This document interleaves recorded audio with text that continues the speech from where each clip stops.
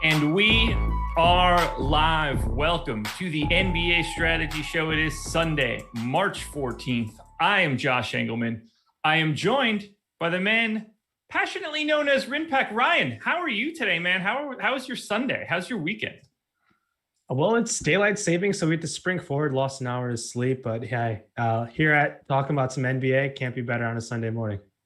I did not know that it was daylight savings. That did not impact me at all. I did feel a little tired when I woke up. That makes a lot of sense.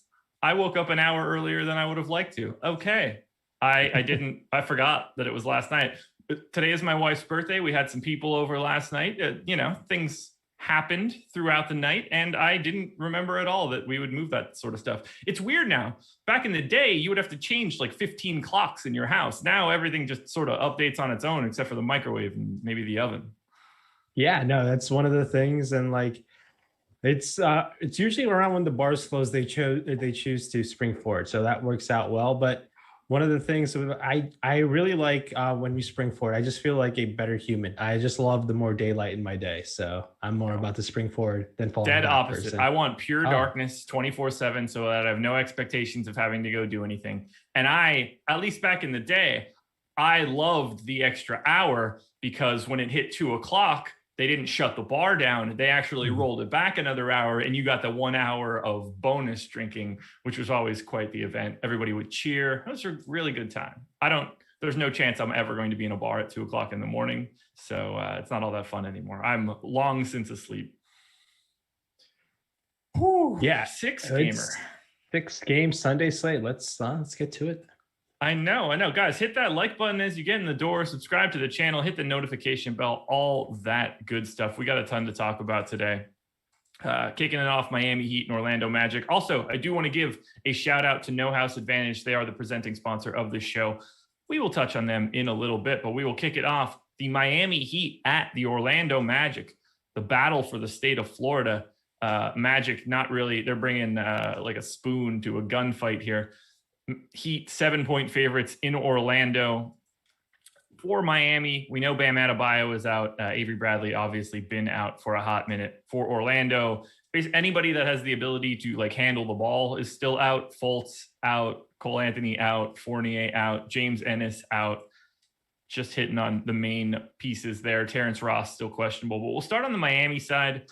Jimmy Butler picking up some ownership, now 10,300 on FanDuel, had a big time price bump. Getting Jimmy Butler over 10K is kind of wild at this point, but certainly deserves it. 1.48 FanDuel points per minute over the last 30 days. Olynyk and Dragic picking up a little ownership on FanDuel.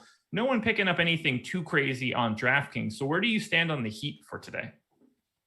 Yeah, the Heat are in an interesting spot against this depleted Orlando team, who I've been kind of targeting. Nothing about their team really scares me to target.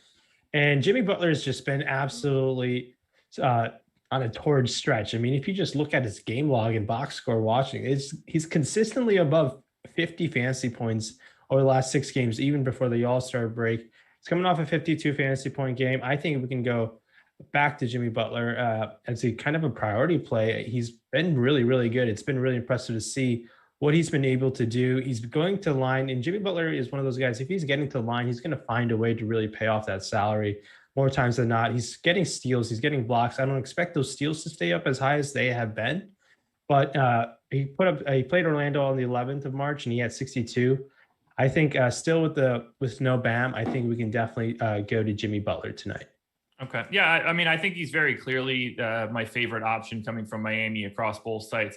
I do like Kelly Olynyk quite a bit for 4,500 on FanDuel. He's to me, just underpriced for the role that he has to provide with Bam Adebayo out.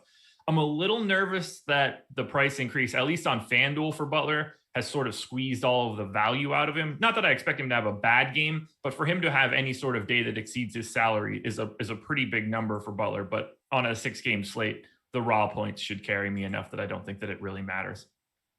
Yeah, I completely agree with you with Olynyk. And I think you can target Dragic as well at 5,300. It was nice to see him play north of 30 minutes last time. And obviously he had a very, very strong second half against Chicago.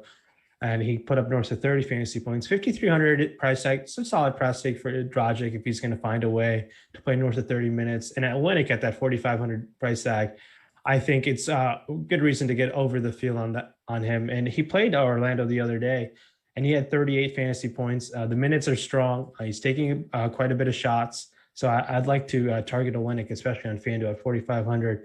There's a pathway for him to really pay off that price tag and not really Bernie with the opportunity cost at center. Are you seeing anything else from Miami? Tyler Hero, Duncan Robinson. I don't even know if I have anybody else that I could actually name. I can't imagine Kendrick Nunn at this point. Yeah, at this point, it's just going to Dragic, Olynyk, and Butler would be my three options to really consider. I think going to Butler on FanDuel is tough. 10-3 is a steep price tag, but all these secondary, tertiary options in Miami really are not that interesting. Maybe one of them are good, but to have the confidence of going there in any sort of cash game format, I would have no interest. In GPPs, you can take some shots. Even then, it's there's going to be better options on the slate. All right, switching it over to the Orlando side now. This team is just aggressively walking wounded. Nikola Vucevic is 9,900 on both sites. He's pretty much permanently playable. Probably has one of the higher floors in the league at this point, just given how Orlando is set up. The guy's kind of just a guarantee for a 20 plus and 10 plus in some sort of way. So very happy to get to him. 1.47 actually fantasy points per minute over the past 30 days. I think Michael Carter-Williams is picking up quite a bit of ownership at 4,900 on FanDuel, a little bit less so on DraftKings at 5,900. Al-Farouq Aminu, 3,900 on DK, has been seeing solid run, makes for at least a viable-ish value play today. Not bad, but kind of like an empty stats guy, 0.8, 0.85, somewhere in that neighborhood. We do have the big question mark of whether or not Terrence Ross plays. So let's start there. Are you expecting Ross to be in the floor? Are you moving forward with Ross in or out right now? And how does that affect the rest of your Magic decisions? I would like for Ross to play just because I've been kind of targeting this my Orlando team, and they've been kind of disappointing. They were really disappointing on Friday. I think taking some chances on Ross makes sense. And I like if you were to play, I know it's an elevated $6,900 price tag, but he's just going to chuck when he's on the court. On DraftKings, I like going to Vooch. I've been targeting Vooch quite a bit. He's playing the minutes. If the team doesn't get blown out, he's going to find a way to play high 30s minutes, in my opinion. And I think he could pay off. Kind of like a hypothetical GM question for you. Do you think the Magic should trade Vooch? Yes, 100%. 100%, yeah. Yeah, he has no utility in their future. There's just no reason to have him. I listened to almost all of the mock trade deadline podcasts from Nate Duncan, Danny LaRue, Dan Feldman, and Kevin Pelton.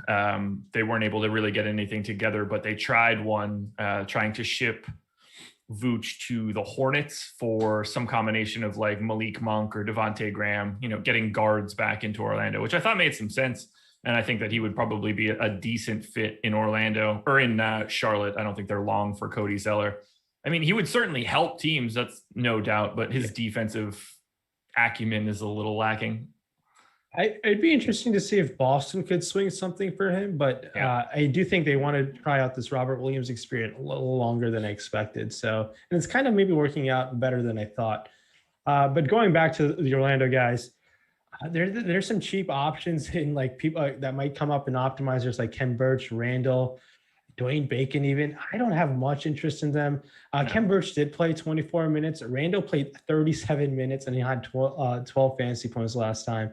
The game did blow out against San Antonio. At that many minutes, I'll have some interest because Randall at times in his career has performed kind of well when he was in Washington. But it's a cheap price tag. It's okay. Not something I'm super excited for. On FanDuel, Carter-Williams has to be considered 4,900. I think if he were to play 30 minutes again, I think there's some strong reason to consider him as an option. Him and Vooch really stand out there.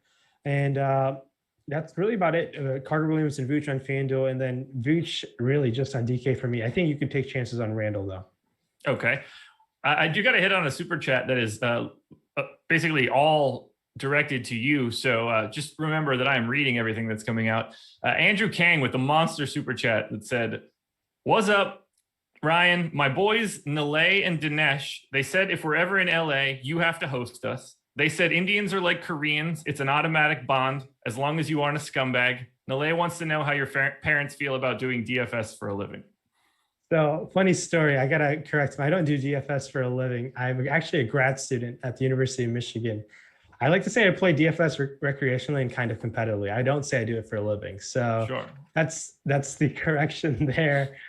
Uh, well, thanks for the super chat, Andrew. And I do have quite a few Korean friends over the years, but I gotta say that's quite the super chat I didn't expect on this Sunday morning. Yeah, that was way to go, Andrew. Well, you got to host. You got to host. Let's slide this one. Actually, we already touched on everything in this game. That's the end of this game. So, what I would like to know is who is your favorite play on FanDuel and favorite play on DraftKings from this game? From this game, on FanDuel, it's Kelly Olynyk, and then on DraftKings, I have this. It's tough. I'd probably have to go with the Vooch with all things put together. Okay. That's where I'd stand. How about you? No issues with either of your picks. Both of those selections are like in my, these are the only guys I could possibly choose tier. Just going based on the data, I have Terrence Ross in right now, and on FanDuel, he's 5,700. So he's actually the guy that pops up the most for me on FanDuel. And then on DraftKings, it would be Jimmy Butler at the $9,400 price tag. Fair enough. Fair enough. Yeah, another situation to monitor news because it will change things up for my the Magic pretty drastically. Absolutely. Moving it along to the Cleveland Cavaliers at the Atlanta Hawks. Cleveland 6.5 point dogs in Atlanta, 223 total. By the way, I don't know if I said it before, 211 total on that Miami Orlando game, by far the lowest total on the slate by more than 10 points. So in this Cleveland and Atlanta game, not too much to worry about from a news perspective. Taurean Prince is still out. Everybody else that has been out for these teams is just continuing to be out. Nobody is on the precipice here. So we'll start on the Cleveland side. Colin Sexton picking up a ton of ownership on FanDuel, 28% as of me speaking it into existence, at least 18% on DraftKings. No one else in double digits. And I totally agree with that. I don't see much here for Cleveland outside of Colin Sexton. And that's mostly just Colin Sexton on FanDuel. I'm not as huge of a fan of him on DraftKings. What are you seeing for the Cleveland Cavaliers? Yeah, this Cleveland team's kind of got all their cast and characters back in play after the All-Star break, and they're kind of overpriced or appropriately priced pretty much across the board. I'm taking a look at things. There's Larry Nance does stand out to me at 4,900. He did play 28 minutes. He's coming off an upper body injury, so I'm not too concerned about any sort of minutes limit really. So there's a pathway for him to pay off. I like going to Nance at that DraftKings price tag, really on DK. There's still no Taurean Prince today, I believe. So yeah, that's really about it. I think on FanDuel, you could consider an 8K Jared Allen, but the guy's kind of come down to earth the last 4 games. So it'll be a low on GPP option. And Jared Allen's one of those guys. I think it's okay to save off of Capella when in those identical price tags in the same game. But on the Cleveland side of things, maybe Osman at 4,100, but even then, I'm hesitant to go there. The guy does not play enough minutes, and he just doesn't perform well, even on the minutes when he's out there. Yeah, I like the Larry Nance shout on DraftKings at 4,900. He's projected for 5% ownership. I didn't really highlight it out of the gate, but he's a guy that I think should actually be owned double that. So he's not a guy that I think is any sort of like core piece, but I think he looks like a really nice contrarian option on a 6-gamer. Yeah, he should certainly see more minutes at some point in time. For sure. I think he's a great GPP option. It's not going to take much to be above the field with him. Nope, not at all. Yeah, Kevin Love at 5K and 5,800. If he's playing 10 minutes a game, is probably not going to get it done. Yeah, it's not going to be enough for sure. On the Atlanta side, on FanDuel, Trae Young, John Collins, both picking up around 30% ownership. That's a pretty big number as of right now. Trae Young, Clint Capella, John Collins, all, call it roughly around 15% on DraftKings. Trae Young a little bit higher, the other two guys a little bit lower. I certainly see the appeal for Trae Young and John Collins on FanDuel. Collins at 5,900, if he just gets the proper minutes, could really blow that number out of the water. Not as interested in Clint Capella on FanDuel at 8,300. The $7,700 price tag on DraftKings is much more appealing. And I don't really have much interest in anything else outside of those main 3 guys from Atlanta. So I'm curious where you're at for the Hawks. On the Hawks side of things, on FanDuel, Bogdanovich is 3,800. It was nice to see him play north of 22 minutes. It's a back-to-back, so there might be some potentially where they kind of don't play him. There's a chance because he's coming off an injury. That's one thing. Now Collins is under 6K at 5,900. I'm kind of concerned because he's not playing north of 30 minutes. He's only played it once since Nate McMillan's kind of been the head coach there. Yeah. And obviously, John Collins has been in trade rumors nonstop, and we're nearing the trade deadline. It's you got to throw it out there just because you never know when these guys are going to get traded. And where do you think the Hawks are going to trade Collins? And I think he's going to get traded for sure. I'd be shocked if he's on the Hawks at post trade deadline.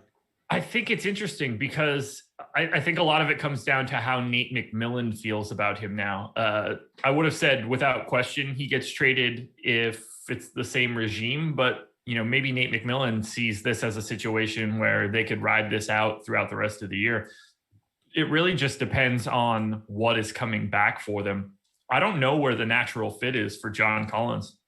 Yeah, it's tough. Yeah. I think it might be easier to trade him, see what I assume he gets hit with a max offer sheet in restricted free agency. It might just be easier for the Hawks to match that deal and trade him at a later date while he's already under contract.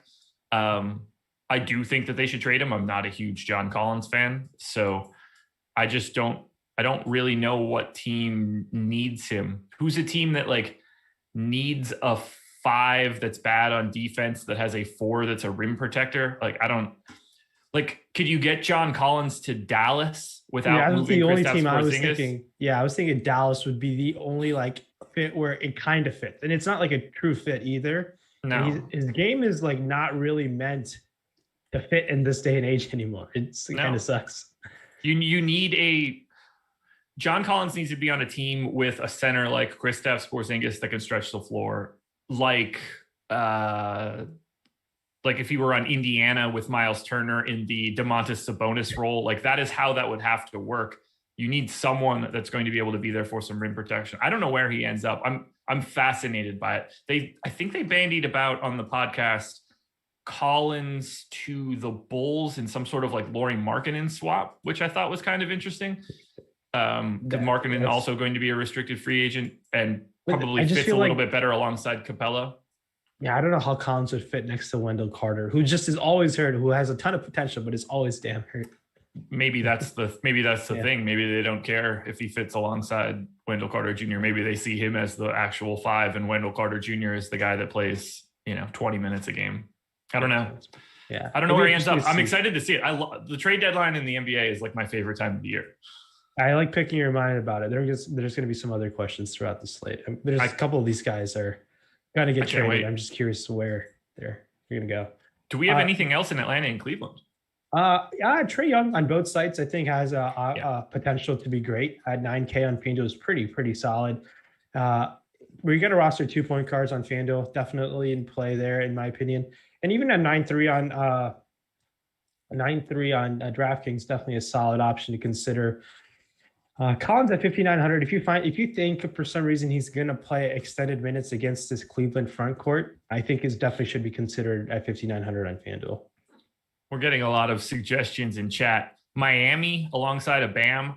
I think that's great. I don't know if Miami has enough in the coffers to get it done. They can get there from a salary matching perspective, but I don't know what Miami really has that would something like Precious probably has to go back in that scenario, or I don't think that would be the trade that they would unload Hero for.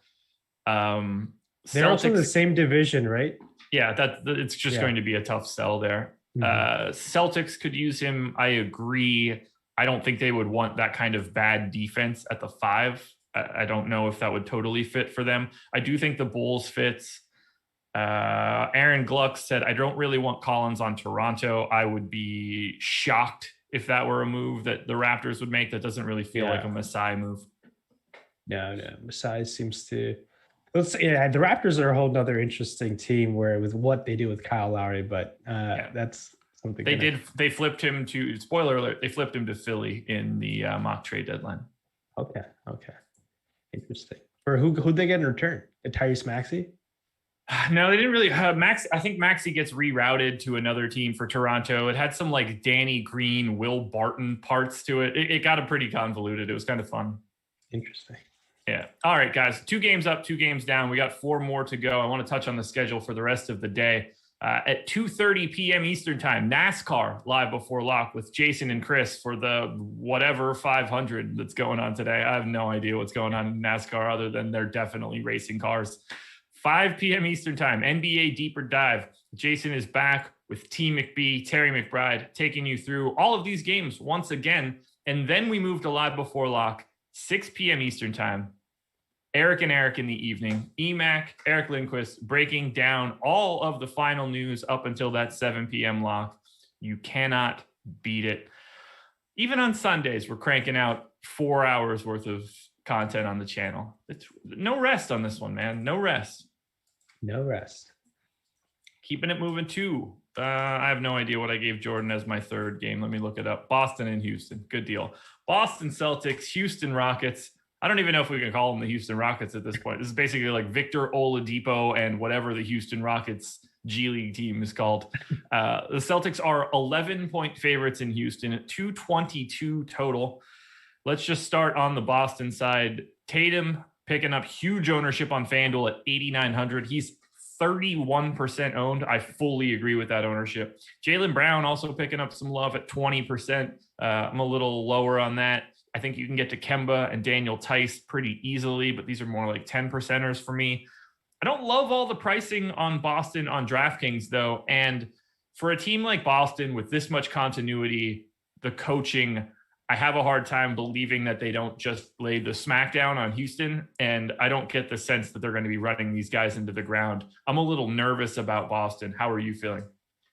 Yeah, it's kind of been Boston's just been one of those teams that I think is going to start performing a lot better with the return of Marcus Smart, kind of the glue to this team. And just in terms of a whole overall basketball team perspective, I think the team is going to start performing better down the stretch. On the ball, in terms of DFS for today, I think going to Tatum makes a ton of sense, but they could just lay down the smack, like you said, against this terrible, terrible Houston team. Tatum and Brown are obviously your 1A and 1B, in my opinion. I do prefer Brown on FanDuel quite a bit. I think I like him at the small forward position. Tatum is fine option on power forward for sure. Over there in DK, I think I like going to Brown, Jaylen Brown, that is at 8,200 small forward. I do think that's a pretty solid price tag. Tatum at 9,500, that's kind of expensive, but it's one of those spots where I'll be okay to just come in at the field. And now that's really about it. I do expect Smart to be still on a minutes limit. And Kemba Walker is now a little too expensive for me. Yeah, Smart. I mean, this is basically like, it's like impossible for Smart to play more minutes in this particular game. This would be just truly crazy to me. We're going to touch on these teams as we get a little bit further forward, but I want to ask you this question now, since you said you prefer Jaylen Brown at the small forward spot on FanDuel. Jaylen Brown is 7,600. Brandon Ingram is 7,700. Norm Powell is 7,800. Those three guys are pretty tightly packed together. Do you have a preference in that range between the three?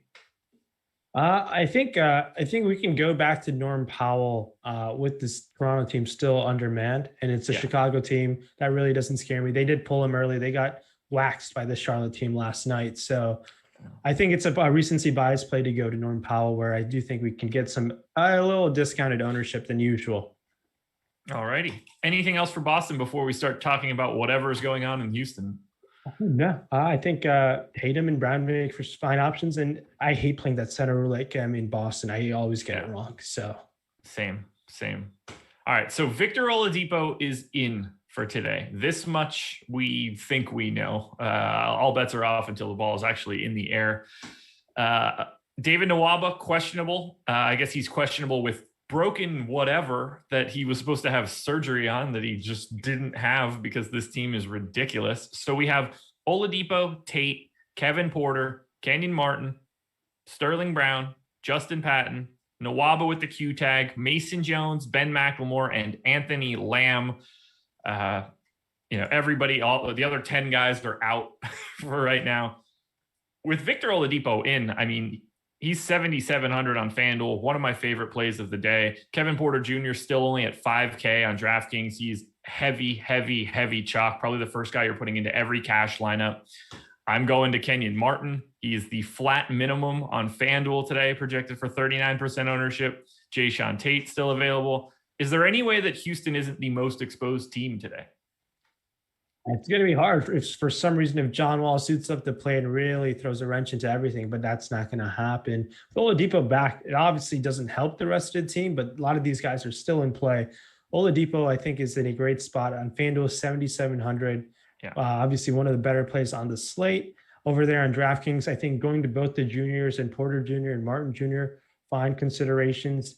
Oladipo over there, 8,400. I think you can take some chances with him for sure.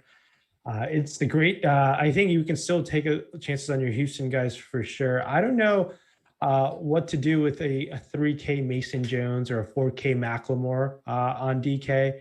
I think it's going to be a little bit tough. I think we can take some chances with Sterling Brown instead, finding the extra salary to pay up for him, because I do think he still gets. I still think he'll be in the starting lineup. I think they'll get Oladipo, Porter Jr., Brown, Jayshawn Tate, and Justin Patton would be the starting lineup, I'm assuming. So yeah, I think so too. Yeah, and I do think there's a good chance Nwaba might not play with Oladipo being back, so that might just help the minutes for across the board, really. And taking some chances on those starters, I really don't have issue. I do feel confident those starters to at least play 30 minutes each, barring any significant blowout, which has to be mentioned. This team is really bad right now. Yeah, with Oladipo in, that price tag on FanDuel is really too much to ignore. Both he, Porter, and then the flat minimum Kenyon Martin are unquestionably my three top plays from FanDuel. We're talking about guys that I want to have in like 40% of my lineups at the very least, depending on where ownership actually comes in. Then on DraftKings, it's Porter on a completely different planet. And you can really rotate through most of these guys that are going to play 24 plus minutes. It can break in any way. I agree with your breakdown for the starting lineup. Favorite play on FanDuel and on DraftKings from Boston and Houston? FanDuel, I think after a ride with Oladipo and Martin Jr., they're kind of equal for me right now. Yeah. Over there on DraftKings, it's got to be Porter Jr. in this game. The guy's been showing out. It's been pretty impressive to see what he's done. The question for you, where does Oladipo get traded at the trading deadline? So I'm almost positive he ended up on Dallas for like James Johnson's expiring and Jalen Smith in the deal. And I think that's fine. Jalen Brunson? It's not Jalen Smith. Josh Green? Josh Green. Yes. Josh Green. Getting him and Jalen Smith, the other rookie from Phoenix, mixed up in my head there. I don't know. I mean, who would want him? He's not very good. Yeah, he's definitely not the same guy before the quadriceps tendon tear. It'd be nice to see like a team that's like have him as like a third or fourth option, like one of these contending teams. But I don't know what team has the package to. I guess it's not going to take much to get him. That's one of the unique things about Oladipo. It's not going to take much to get him. You got to pay him too. Like he has been really bad this year. He is 95th percentile in usage, so he's dominating the ball. He's averaging for Houston 0.96 points per shot attempt. For Indiana, it was 1.07. Both of those are well below average numbers. I don't know really who's in the market for an inefficient creator who doesn't really distribute all that well without coughing it up and is going to be looking for what, $20+ million a year next year. I think the Minnesota Timberwolves have already cornered that market. Do you think the Clippers could swing him as a bench player in like could they give up Kennard and just get him? I mean, I would want to if I were the Clippers, but do you think Victor Oladipo? Him and Lou Will wouldn't really work together. Well, I think Lou Will is irrelevant there. Do you really want, like, is Victor Oladipo going to be okay being the third man at best in a closing lineup for the Clippers? I feel like no, and I don't think he's going to re-sign in like for the Clippers. Maybe if they didn't have that Marcus Morris contract. I like the Dallas fit just because I think they do need some sort of like third guy, but I just don't know how much Victor Oladipo wants to be off the ball. Yeah, I do think you have a good point. I think he still thinks he's like a borderline, like all NBA player still, which I don't think he'll ever really get there after these injuries. Maybe he proves us wrong, but these injuries are pretty devastating that he had. So yeah. 32% from three last year for Indiana, 35 from three this year for Indiana, and 30% from three for Houston. So I don't know. I don't know what the real fit is. If you think that he can be 3 years ago Victor Oladipo, maybe, but I mean I think that you can buy low on him now. Like if the cost isn't much, I like the idea of giving it a shot, but you have to be prepared to walk away from him and not give him that 4-year, $80 million deal that someone is going to throw at him next offseason because there's just too much money going around. Oh yeah, completely. Yeah, it'll be. I want like to see a contender to give him a chance and play like a. You don't have to be the guy and try to show yourself out in 6-man, but we'll see if that works out. Depot on the Knicks. Yeah, I mean the Knicks love having guys that aren't very good. That should be an easy one to pull off. Lakers could use Oladipo. I don't disagree with that statement, but again, I don't know how much Victor Oladipo wants to be the fourth banana on a team, because I would absolutely have him behind Dennis Schroeder in terms of guys that should be touching the ball, and it's unquestionably behind LeBron James and Anthony Davis. Yeah, no, it's there's going to be a contender that I think will try to go get him, and now it'll be really interesting which one does, and it will make the roster kind of unique if the guy can really show out like he did. I want to say it was the 17 first round when him and LeBron went back and forth. Yeah. And they took the series to 7. So that was peak Oladipo in my opinion. And obviously he gets hurt the following season, I think, in 18 or 19. But yeah, that's if you can somehow get flashes of that for a series and be effective off the bench potentially, that'll definitely help a contending team out. Yeah, he was just a fully different player. 17-18 season, 31% usage, 1.16 points per shot attempt. So that is an 84th percentile efficiency, a clear outlier. Assist rate was in the 94th percentile, wasn't turning the ball over as much as normal. Like he was and he was able to defend significantly better. He doesn't have that lateral movement anymore that he had prior to the injury. Not that I blame him. I mean, his injury was grotesque. Yeah, definitely. I love having this conversation. I could throw all this DFS stuff in the garbage and just talk fake trades for the next 25 minutes. Alas, we need to talk about the Portland Trailblazers at the Minnesota Timberwolves. Blazers 5-point favorites in Minnesota, 233 total, second highest on the slate. And for Portland, this one's pretty easy. They're basically the same team every single night right now with all of these injuries. The rotations are generally comparable, other than the fact that Carmelo dropped a bomb on everyone last night. I love Damian Lillard on FanDuel at 9,900. He's 40+% owned. Still looks good at 10-3 on DraftKings. I'm happy to roster Cantor and Trent and Robert Covington. These guys' prices are about where they should be. The real benefit that you're getting here is you get to face Minnesota, who is bad at literally everything. Yeah, it's a unique situation. I want to say a road game for the Blazers. Are playing the same team on the road, but 2 nights in a row. And there's a lot of good players in this game. I want to say on both sides of things. I like going to Cantor. So one concern with Cantor, they didn't close with Cantor down the stretch. I believe they closed with Covington at the 5 / Melo at the 5 down the stretch at last night. So, and they closed out the game. Maybe that happens again. That's a cause of concern for me. But I prefer going to Karl Anthony Towns again. He was one of my highest owned players last night. I think he'll be one of my highest owned players tonight. 9,100, I believe, on both sites. I think he's going to have to do something for this team to win, but this team is not going to win anytime soon. They're going to pretty much tank. But I still think Cat can put up a monster score like he did last night. And I think Carmelo obviously put on a vintage performance last night. I think I don't expect him to go 8 of 14 from the field again and play maybe 31 minutes. And at 5,100, I do think it's not going to take much to come in above the field, but at a small forward position rate to roster too, it's an okay play. Maybe it's a recency bias play where you just hop off. I like going to Rubio again, played 33 minutes. I like him to take a couple more shot attempts. I like that price tag on 5,700 and 4,800 on FanDuel definitely stands out to me. And Jalen Noel also is someone who's pretty popular last time out. And I think playing 28 minutes is pretty nice. Obviously, 2 games ago, put on a sensational performance where he went 11 of 13 from the field. There are times where Rubio and Noel played the court together, I believe. But these are some options that stood out to me in terms of price tag. Yeah, so I see Minnesota as a team that I want to cast a wide net on. Towns, Edwards, Rubio, Noel, Jaden McDaniels. He's flat minimum on FanDuel. I think that like all of those guys I want to have in probably like 20%. So I'd be rotating through a lot of Minnesota. I don't have the same feel for Jaden McDaniels on DraftKings. He's 4,600 there. I'm a little surprised that they actually closed without Cantor on the floor against Towns. I mean, I guess I understand it, but if Karl Anthony Towns is getting any one of the non-centers on him in Portland, he should absolutely destroy them down the stretch. And in a way, he kind of did. In that final 6 minutes and 40 seconds, he was only +2, but he did have 5 boards, including 2 offensive rebounds, 2 assists, a block. He was only 2 of 4 from the field.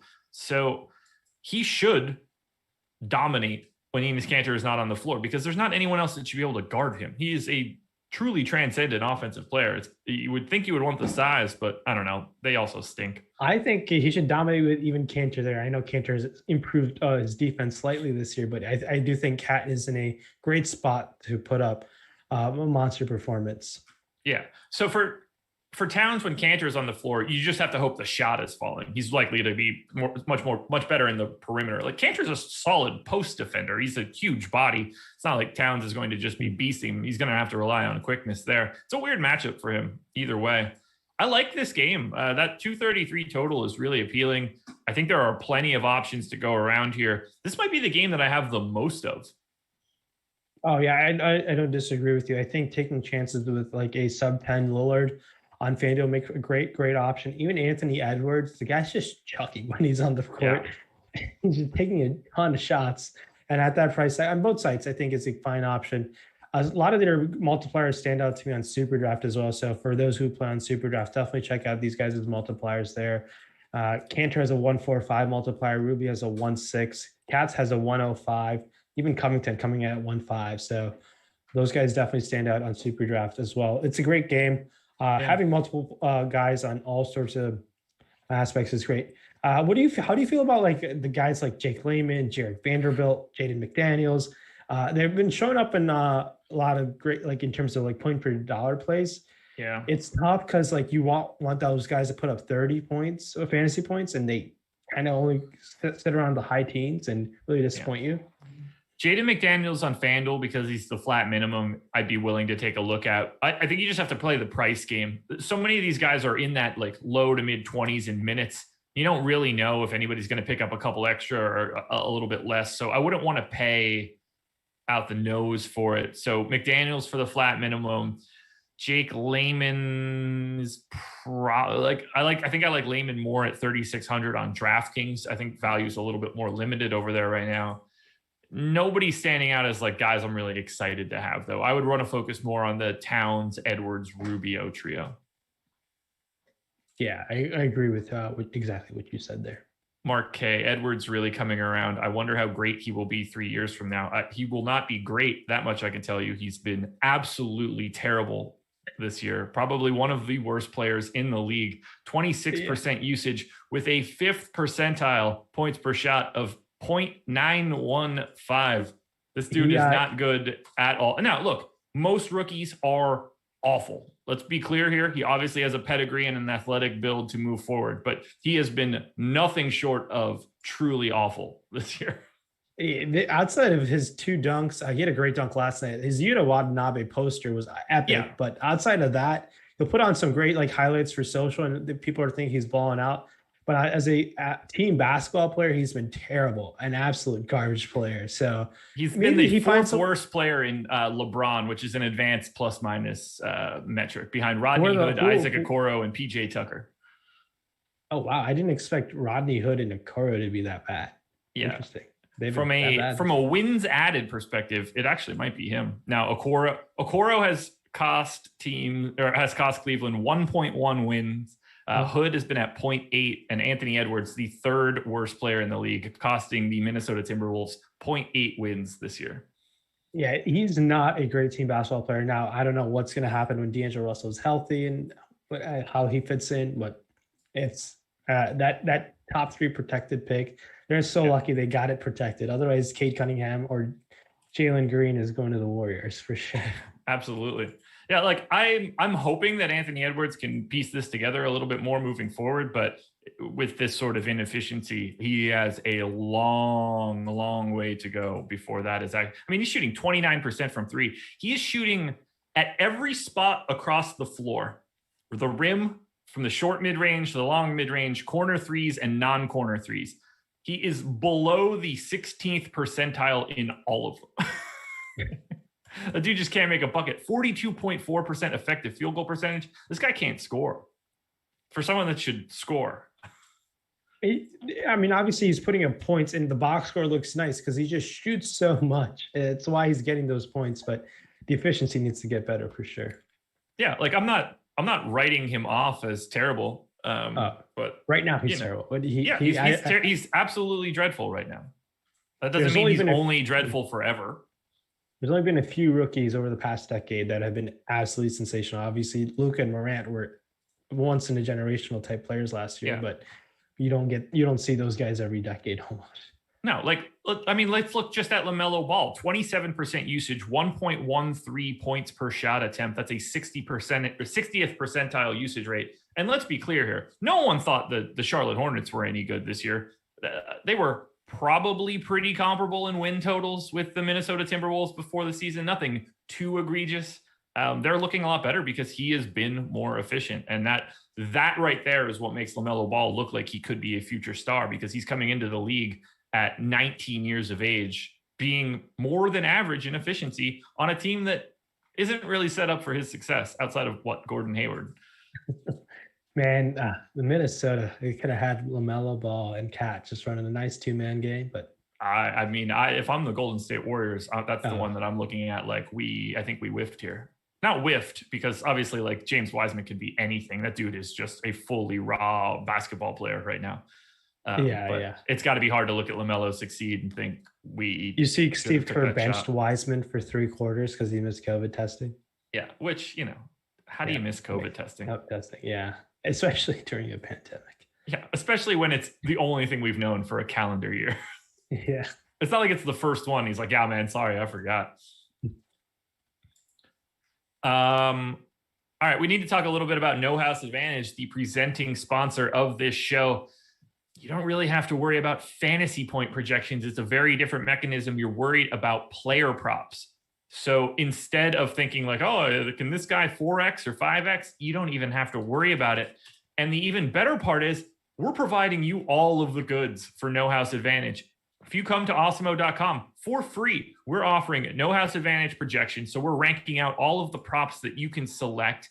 And we're giving you optimal lineups to use on No House Advantage. They've got a 10K guaranteed 5K to first main slate contest today. You're going to pick 10 props.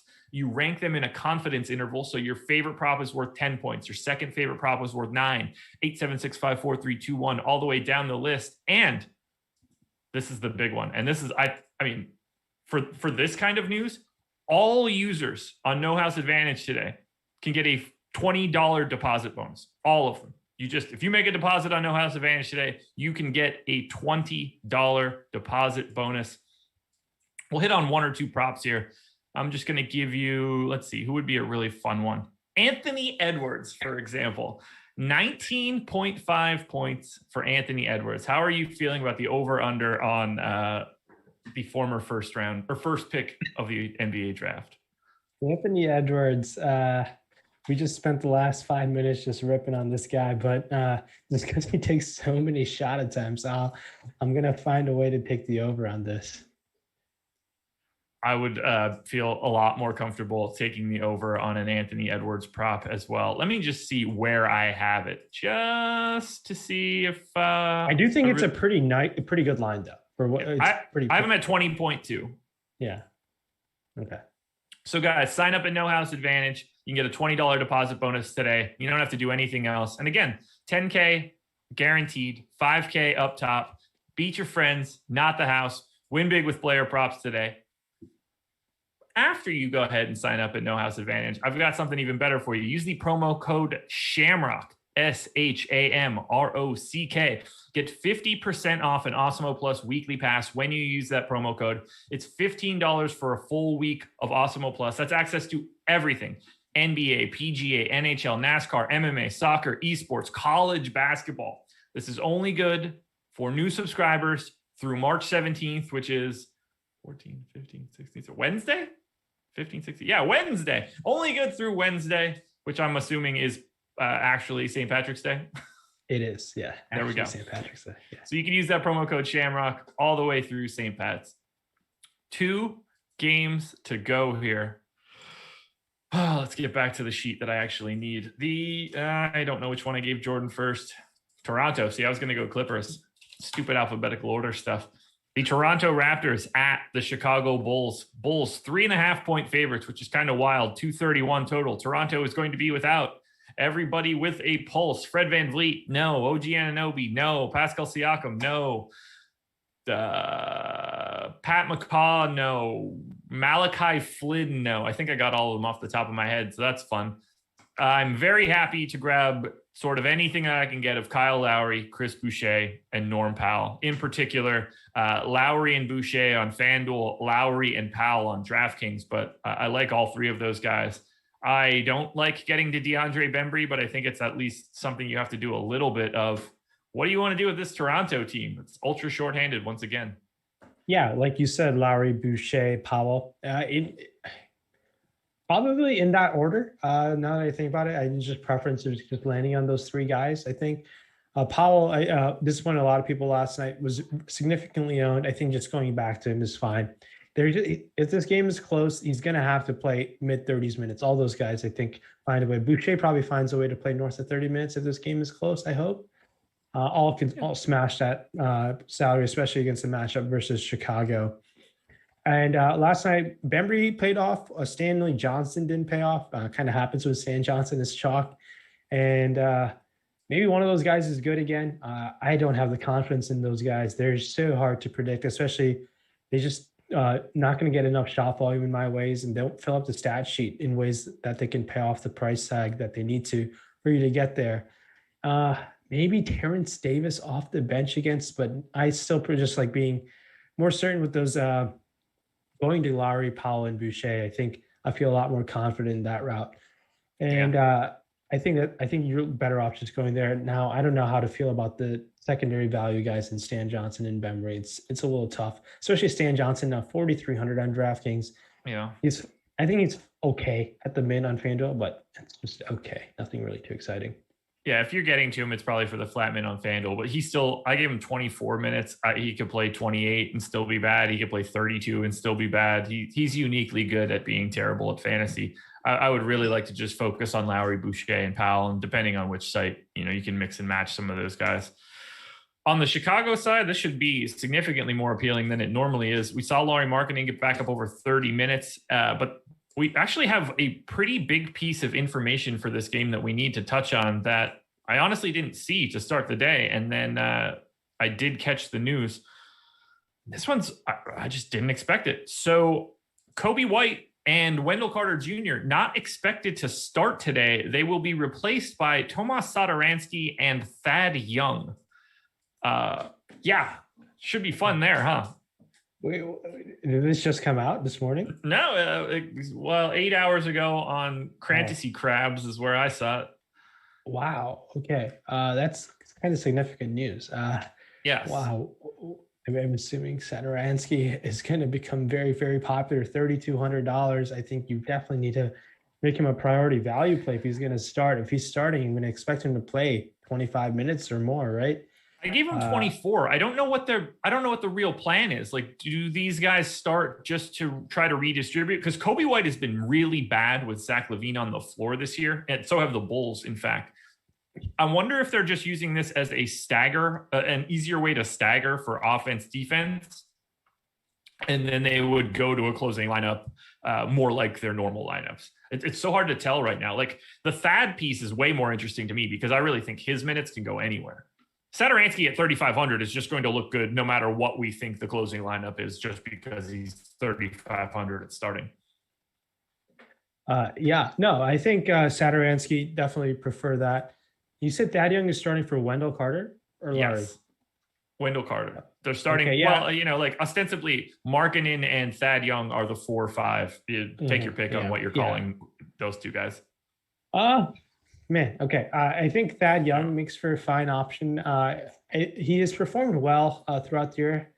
Man, it's tough. I think I'm going to have to read into some, if there's any other coaching notes that come up before the pregame. I think Billy Donovan, usually a type of guy who's pretty clear about what's going to happen. But Satoransky definitely firmly now could be a great, probably one of the best value plays on the slate that we've discussed so far.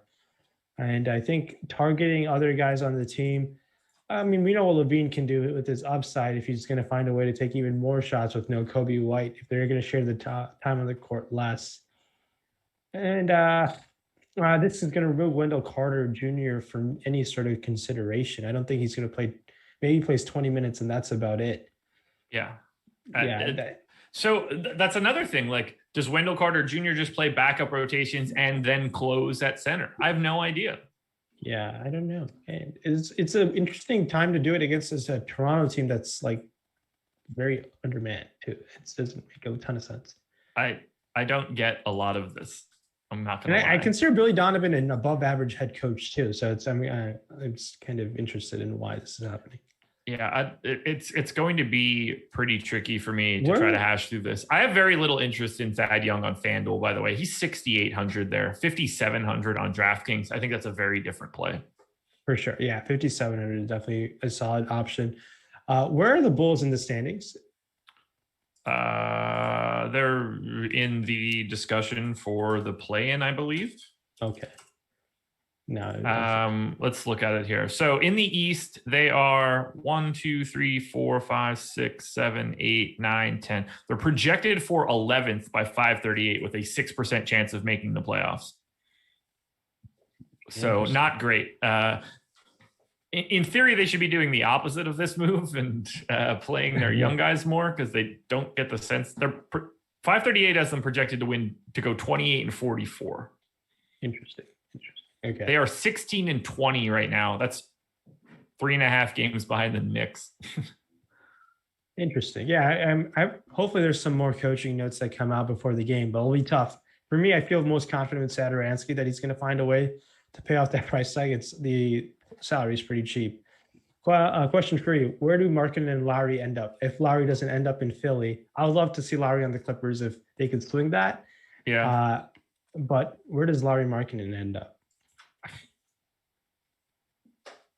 I don't think that there's really a market for him. I don't think he goes anywhere. I think they ride him out in free agency and hope that he gets squeezed. And I just don't I don't know who's going to be lining up to give him. I mean, he's going to ask for what, like 16 million a year or something like that. And he turned down 20. Did he turn down 20 million a year from the Bulls? I forget. He turned down a contract from the Bulls. I don't know. And I forget what it was. I was kind of shocked though. He turned something down. Obviously, a guy who's kind of been injured here and there. I don't know what to make of him. I don't think there's a market out there for him right now. I don't know what position you think he plays. Like, that's another guy where I think that he would look really nice in Dallas. I don't know what you have to give up to get him, but a guy that can, in theory, play the center but needs help as with another rim protector. He's been incredibly efficient in the small amount that he's played this year, shooting 44% from three in 480 minutes, but he's like a league average-ish shooter over the first 3 years. He's become significantly more efficient. And if that is a change, I think that's positive, and they should want to keep him. Like, if he's going to be a neutral usage guy with a 91 percentile points per shot, so, pretty high true shooting, I think you can make up for his problems elsewhere. I do actually sort of like the fit with him and Wendell Carter. Let's see, how have they been when the two of them have been on the floor? I think that would be an interesting. They haven't played much this year. Obviously, Lowry had injury and COVID. I'm going to assume that they have barely played alongside of each other this year. So if we put Markkanen on and we put Carter on, how many possessions has that been this year? It's probably So in 350 possessions this year with Markkanen and Wendell Carter on, they are a -15. That is a second percentile outcome. They are a dreadful offense, 98 points per possession or per 100 possessions. They give up 113. That's about league average. The Kobe White, Zach LaVine, Patrick Williams, Markkanen, Carter lineup in 210 possessions. So that's the main lineup with those two guys on, outscored by 16 points per 100 possessions. That's really bad. That's so bad. Yeah. So maybe Markkanen and Wendell Carter Jr., not the dream scenario fit that I was hoping they would be. And if it helps, they were not all that fantastic last year either. Yeah. I don't know where he ends up. I think that the Bulls might be able to bring him back on a discount, or he bets on himself and tries to take the qualifying offer. But someone will probably pay him. But I think the Bulls would match. Interesting. Yeah, no, he's one of those guys. Obviously, once these guys turn down their the deals before the season, they immediately get thrown in trade talk. So yep, we'll see what happens with Lauri Markkanen. Let's close it out. Los Angeles Clippers, New Orleans Pelicans. Pelicans are 5.5-point dogs at home against the Clips. 235 total is the biggest number on the slate. And starting with the Clippers should be easy. Patrick Beverley is out. On FanDuel, I will roster Paul George a lot at 7,800. I'll roster Kawhi Leonard a bit at 9,300. Then on DraftKings, it opens up a little bit more. Paul George, Kawhi Leonard, Reggie Jackson at 4,600, Lou Will, Batum, Marcus Morris. Happy to get like 10 to 15% of all of these guys. Some picking up more ownership than others. Some will look contrarian. Some will look like a little overowned. I like the Clippers a lot more on DK than I do on FanDuel. FanDuel is just George and Leonard. Yeah, Clippers team, I've been targeting them kind of all year long. I feel like a lot of when the public comes in, kind of under-owned. I feel like these guys come in under-owned quite a bit when the slate locks. I like when I get their ownerships coming in at, I like PG and Kawhi quite a bit. Reggie Jackson, you can consider him with no Patrick Beverley. I would expect him to start. I'd be shocked if he doesn't start. 4,600. I think definitely you can consider Reggie Jackson, and 4,900 on FanDuel. I think a pivot off of Michael Carter Williams at that FanDuel price tag make a ton of sense. I'm just going with those two guys, and Jackson definitely make a ton of sense for me. And taking chances with Lou Will. He somehow finds his way in the closing lineup with no Patrick Beverley. So I think the Clippers definitely make for a great option against this Pelicans team that's been really bad defensively. They really have. I don't really have much else to add on the Clippers. Like George and Kawhi are clearly my priorities. George on FanDuel, one of the better plays of the day. Ownership is already there. Probably playing Paul George almost definitely playing Paul George in a cash game on FanDuel. And then on the Pellies side, Ingram and Williamson. I don't know why I called him Williamson. Ingram and Zion. It just sounds a little bit better. Both picking up some ownership on FanDuel. They are the two pretty much only options to me on FanDuel. 7,700 for Ingram, 9K for Zion. Happy to get there because of the positions. I think Lonzo looks like an interesting move at 6,500 on DraftKings. Not picking up much ownership. I don't remember who we talked about early. That was like a 10% guy that was only 5% owned, but I kind of feel the same way about Lonzo. Don't have much interest in Zion on DraftKings. How do you feel about the Pelicans here against the Clippers? Tough spot too. Yeah, it is a tough spot. I think Zion Williamson's coming off two disappointing games now. Going back against the Clippers, I think is fine. Maybe I'm a little concerned. Maybe that toe irritation thing is something legit that's bothering him that he's trying to play through as the team is trying to climb up the standings. I like Brandon Ingram, 7,700 on FanDuel. I think it's a pretty solid price tag. I know a lot of players in that range. He might come in lower owned than all those guys, potentially between him and Powell. So Ingram obviously has an upside in him. It's a tough matchup against the Clippers. Yeah. That's the concern with this Pelicans team. They're going up against a tough Clippers matchup. So I don't have much interest in them. Maybe one of these guys is really good. I think saving with Ingram makes sense. But that's really about it. It's tough to go on these Pelicans side just because I'm pretty cautious about this Clippers matchup. Yeah, we're on the same page. I don't have too much to add here. Play Paul George if you're in this game. I think he's pretty clearly the best option on FanDuel. And then that's it. 6 games up, 6 games down. We've ripped through this slate. We almost hit the mark, 11:02 a.m., but I think we started at 10:02, so I think we did it perfectly. When you're good, you're good.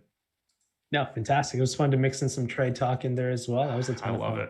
I love it. Since a former colleague of ours is no longer with us to do any trade deadline stuff, we might have to put together a new package of people for a trade deadline show. Yeah, we could definitely make something work. The trade deadline is the 25th, right? Or 24th? I think you were right the first time, but honestly, I don't remember. It's so weird for me with the 25th. Yeah. 25th. Okay. Can't wait. Can't wait. I might have to do some videos or something. Yeah, no, definitely. It'll be fun to see what ends up happening. There's going to be obviously some surprise trades as there always are. A lot of the trade rumors are like, It's the trades that happen are like when no one expects them to happen. That's what usually kind of. So, any final thoughts before we get out of here? Yeah. Everyone enjoy your Sunday. Enjoy the extra hour of daylight heading into the next 6 months. So yeah. And check out the rest of the Awesemo.com program. It was a ton of fun, Josh, and good luck to everyone. There you go, everybody. Thank you guys for joining us. Hit the like button on your way out the door. Subscribe to the channel. Hit the notification bell and watch all of the rest of the content we have coming throughout the day. Please enjoy the rest of your Sunday. And then I will see you guys tomorrow morning for the process show. But don't be afraid to watch that Slate Starter podcast as well. I'm out of here. Good luck, everybody.